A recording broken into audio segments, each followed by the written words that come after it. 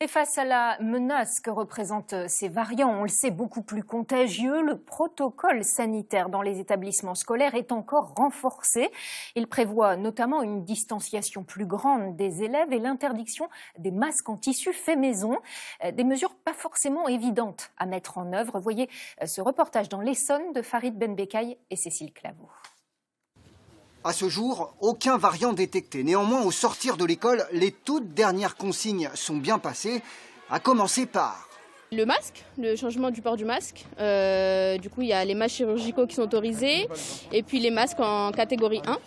Fini les fabrications maison. Se protéger contre les variants suppose aussi de changer les règles à la cantine. Faire manger 240 élèves en 3 services, cela relève de l'exploit quotidien. Le matin, en fait, on fait le nombre de classes avec le nombre de tables qu'on a besoin. Du coup, entre chaque groupe, entre chaque classe, il doit y avoir 1,50 m. Donc le 1,50 m, en fait, il se joue entre ces deux classes-là. Espacer les tables de 2 mètres, impossible. Ou alors, il faudrait pousser les murs. Pour modifier le protocole, la ville n'a d'autre choix que d'interroger les parents autour de 2 hypothèses.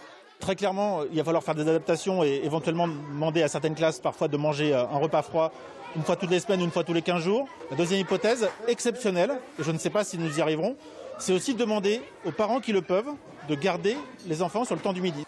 Pique-nique scolaire ou retour à la maison, en attendant aujourd'hui ces brindades de poisson et désinfection entre chaque service. Il faut nettoyer les tables et mettre les assiettes tout qu'ils font. Après, ils rentrent les enfants, ça marche. Il y a des enfants, ils mangent rapidement, il y a des enfants qui mangent tout doucement. Et nous, on ne peut pas presser les enfants.